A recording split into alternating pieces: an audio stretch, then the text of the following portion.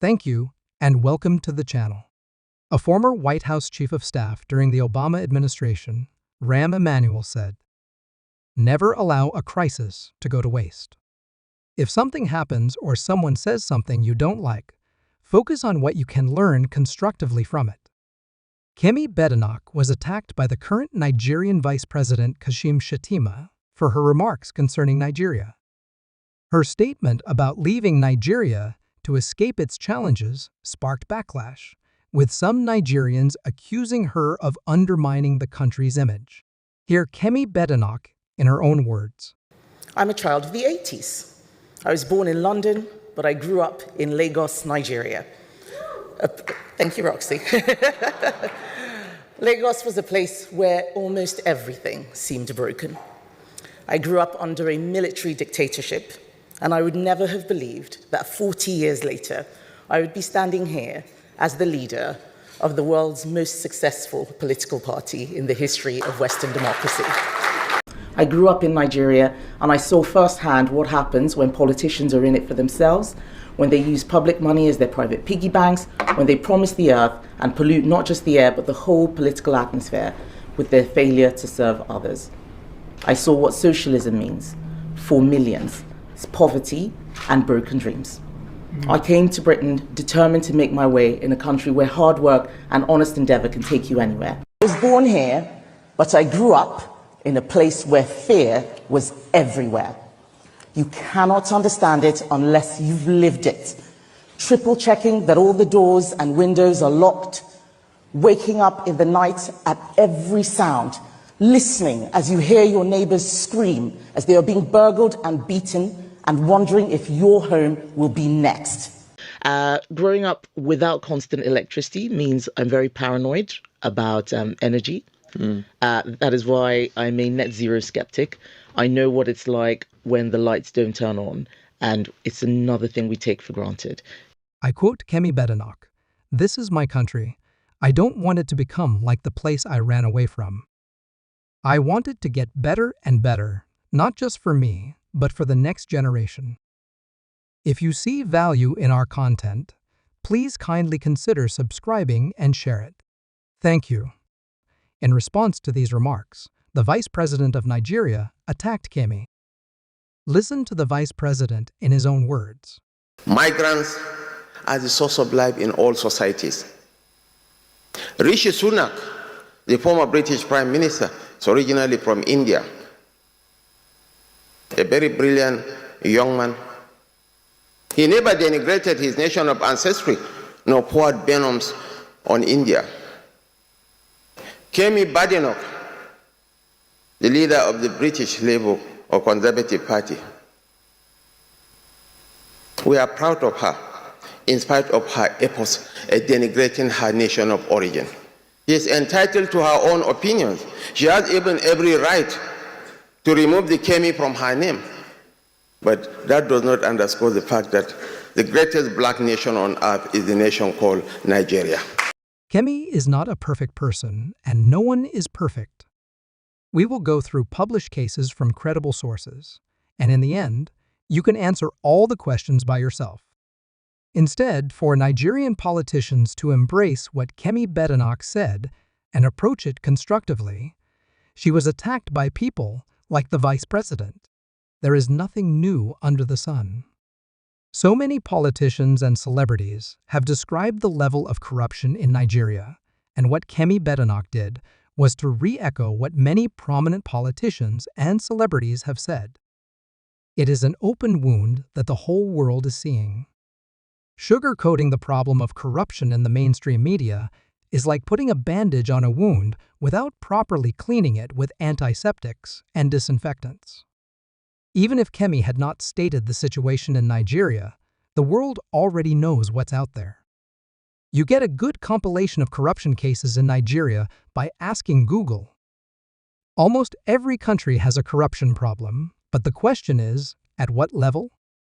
When the level of corruption has escalated to a stage comparable to stage 4 cancer, the situation requires accurate description and diagnosis. What Kemi Badenoch has done, like many politicians and celebrities out there, is to give a correct diagnosis and description of the situation. Nothing more and nothing less. Stay tuned as we go through these published cases, and at the end of this video, you will discover that Kemi's statement should not have been a problem for Nigerian politicians at all. If Nigerian politicians are honest, Kemi Badenoch's statement should not be a problem, but rather a wake-up call in an emergency. Let us go through these cases. Number 1. Former President Donald Trump with Muhammadu Buhari. We have actually discussed all of those topics at length over the last period of time. And in terms of corruption, Nigeria has a reputation, as you understand very well, for very massive corruption. I also know that the president has been able to cut that down very substantially. We talked about it. He is working on it, and they have made a lot of progress. And I think they will continue to make a lot of progress. We have a lot of people in this country, and frankly, the country itself, that invests in Nigeria. So cutting down on that corruption element and a corrupt element is very important to us. And the president will be able to do that. Number 2. Former British Prime Minister David Cameron describes Nigeria as a fantastically corrupt nation.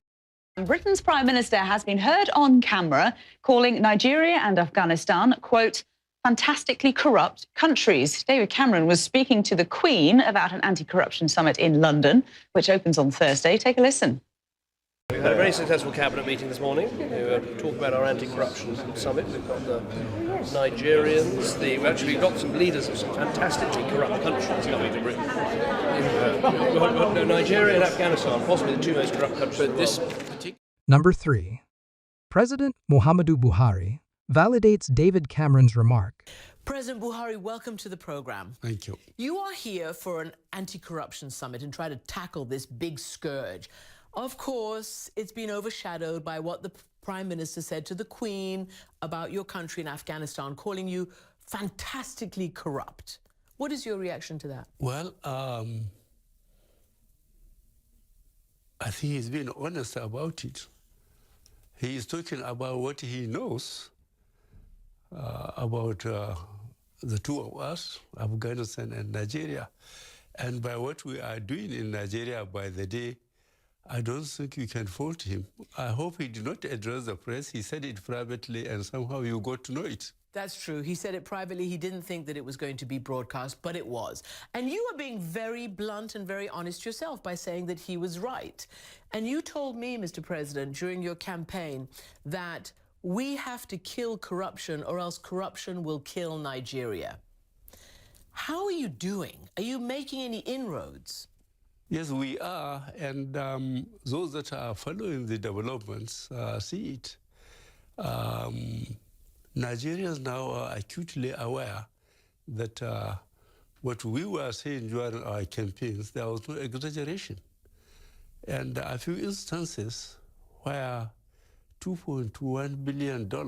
Billion, not $1 million, were voted for military hardware and software for the operations against Boko Haram.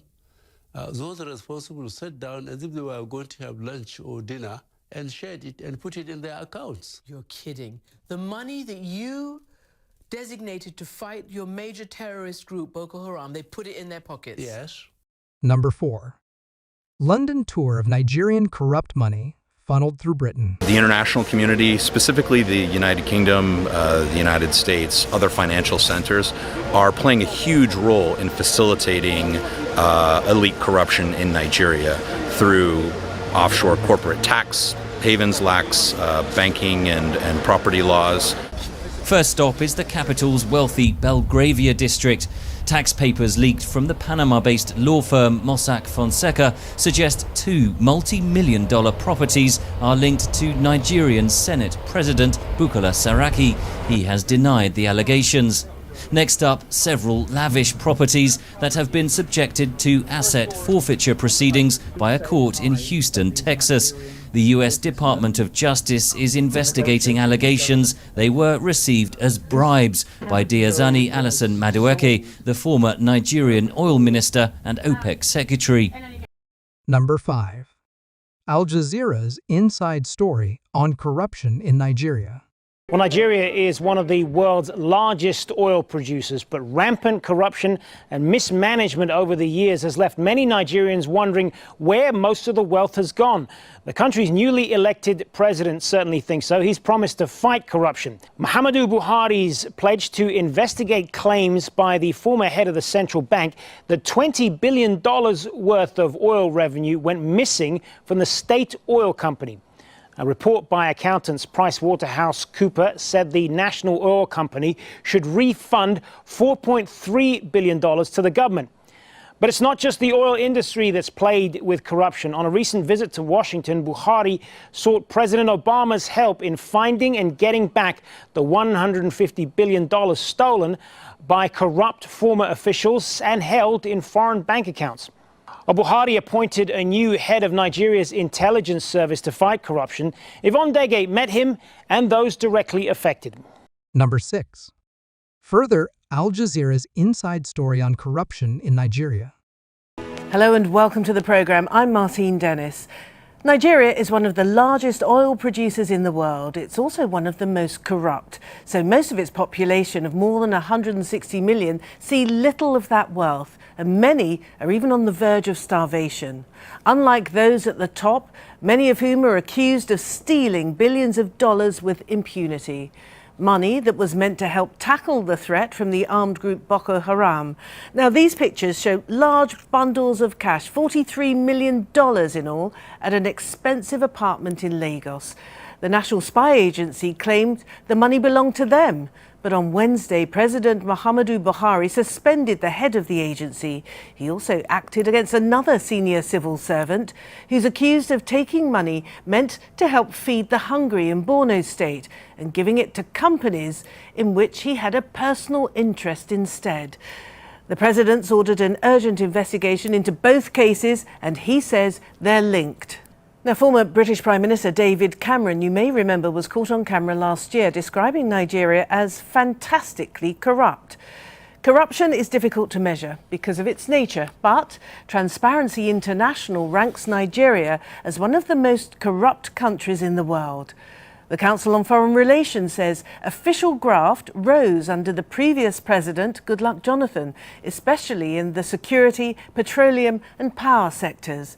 And his national security advisor is currently on trial, charged with diverting more than $2 billion meant to buy weapons to fight Boko Haram. But it's been a major problem for decades. By some estimates, close to $400 billion was stolen from government coffers between 1960 and 1999. Number 7.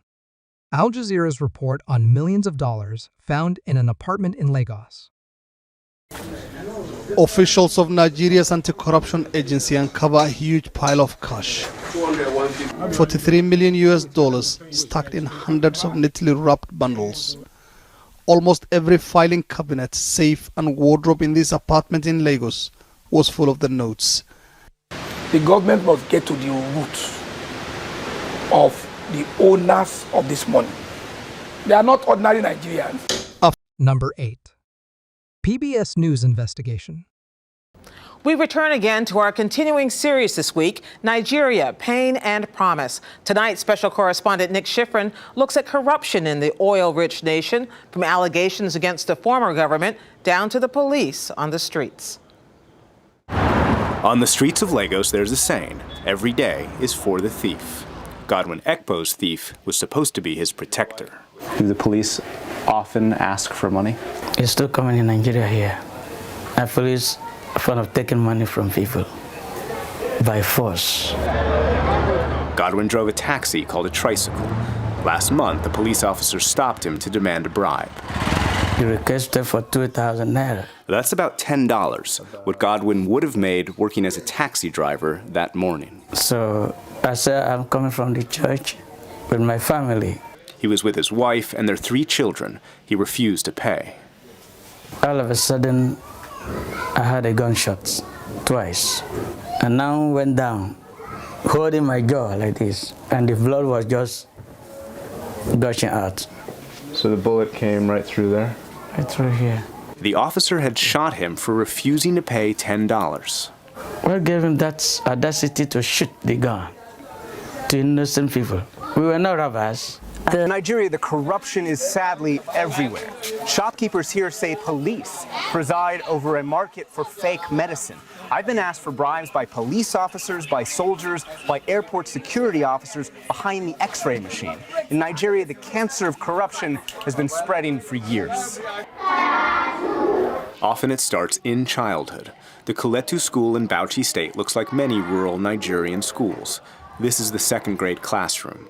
No desks, no chairs, no pencils, no books. How can a student will sit on the ground, listen to the teacher attentively? Yes, they have the... Principal Musu Muhammad points out this is mostly not about poverty. The 2014 federal education budget was $2.4 billion. Muhammad accuses the government of pocketing money that's supposed to educate children. The selfishness of some of the leaders, I cannot say all of them, but some, they have selfishness. So this was built in 2009? 9, yes. He's been asking the local government to fix this classroom. The wind blew the roof off 6 years ago. The contractor used this wood instead of the wood they were supposed to use? They're supposed to use 2x4, they use 2x2. The thinness of this wood, this is why the roof came down? That's it, that's it. So they're keeping a part of the money that they're supposed to use for construction. That is true. And they're putting it in their pockets. That's it. That's actually what happened. And there's no follow-up of government. Is that because the government is in on it? That's it. Number 9. Beta Edu scandal. And shifting focus to Africa now, our next report is a glaring example of irony that has left millions of Nigerians fuming. The country's poverty alleviation minister has been accused of stealing from the poor. 37-year-old Beta Edu is under fire over alleged diversion of public money into her own personal accounts. In the latest, a financial watchdog has recovered $24 million that was traced to over 50 private bank accounts. Now, this comes as a big embarrassment for Nigeria's President Bola Tinubu, who was elected last year after promising to rid the country of corruption and poverty. Our next report explains. Number 10. Africa News Report on NDDC corruption investigation. A Nigerian official collapsed on Monday during a televised parliamentary hearing held as part of an investigation into allegations of mismanagement at an organization with a remit to foster economic development in the oil-rich Niger Delta region. Daniel Pondei, who is the acting managing director of the Niger Delta Development Commission (NDDC), was taken to hospital after slumping forward in his chair during the session in which he gave evidence to the panel. Lawmakers in the House of Representatives, the lower chamber of parliament, are investigating alleged corruption around procurement at the NDDC, a government body over 20 years. The probe was ordered by President Muhammadu Buhari. Number 11. Sahara Reporters report on Diezani Alison-Madueke. Nigeria's undisputed queen of corruption, Diezani. What if I told you that one Nigerian ex-oil minister stole more money than the annual budgets of Iceland, Bahamas, Barbados? Incredible, right? But it's true. Here's the full story of Diezani Alison-Madueke, the undisputed queen of corruption in Nigerian history. Number 12. BBC investigation on pension scam in Nigeria. You work hard, behave responsibly, save into a pension scheme, and have a happy retirement, right? Wrong. After decades of saving into government pension schemes, and it's time to collect, many Nigerians across the country get nothing unless they pay. Okay, let me see what I have here. 4, 5. But while some retired people sink into poverty waiting for their pension, others are raking it in. He's entitled to 300% of his basic as pension. He's entitled to 4 cars, replaceable every 4 years. One man.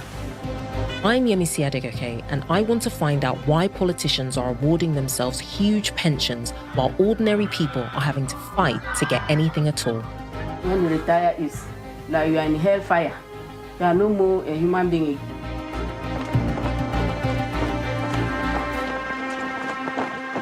Number 13.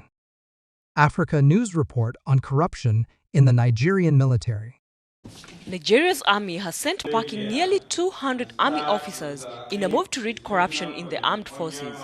The officers are being accused of stealing billions of dollars meant for buying arms to fight against the Boko Haram insurgency. According to the army spokesperson, Colonel Shani Usman, some of the officers fired held senior ranks within the Nigerian army. He further added that others were handed to the country's Economic and Financial Crimes Commission for further investigation. Number 14. Rory Stewart describes how corruption propagates in Nigeria.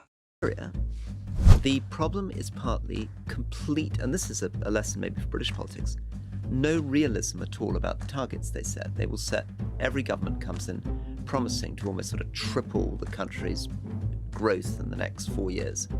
And that's one of the reasons why the corruption goes along with no performance at all. The objectives are so unrealistic that there's no incentive for any of the senior civil servants or ministers to actually get anyone who's going to deliver anything, because nothing that could be delivered could ever meet the nonsense that they're spouting. Number 15. Afrobeat star Devido states Nigerian economy is in shambles. Our original question was like, so for if people want to leave America and like try to find those... Leave America and go where? Back home. Let's be honest. Go back where? It's not cool back home. It's not? The economy now is in shambles. Like. Before we continue, if you have not subscribed to this channel, please kindly subscribe for more content like this. Thank you. Now you have seen the cases. Let us ask some questions. We are just asking questions and nothing more. Has Nigeria not already poured venom on herself when primary school pupils sit on bare floors despite billions of dollars of oil revenue? Has Nigeria not already poured venom on herself when money meant to fight Boko Haram was shared by politicians? Has Nigeria not already poured venom on herself when the European Union pointed out massive irregularities in the last presidential election? Has Nigeria not already poured venom on herself when people's pensions are tampered with? Has Nigeria not already denigrated herself when, despite having anti-corruption bodies, there is no sign of corruption slowing down? What can be more venomous than having politicians who apportion themselves huge salaries and buy themselves cars worth $192,000, while the minimum wage is $40 and they are struggling to pay it effectively? Is it not venomous when politicians use billions to renovate their offices and residences while roads are not maintained? Is it not venomous when things have degenerated to the point where people run to social media for justice instead of going to the court of law? Is it not venomous when government officials say one thing and collect billions for the project, but do the opposite and the money is wasted? We've just asked questions. Only questions. Please help answer these questions. What is the problem? Is it corruption, or the people diagnosing and describing corruption? If a doctor tells someone she has stage 4 cancer, what should that person do? Fight the doctor? Or thank the doctor for the useful diagnoses and work toward eradicating the cancer? In my opinion, the Nigerian government should thank Kemi Badenoch and the likes of Devido and David Cameron for stating the obvious. Nigerian politicians should understand that the corruption situation has reached stage 4 and needs advanced chemotherapy. Opinion. The problem is not Kemi, but a system so porous that can allow politicians to rig elections so easily.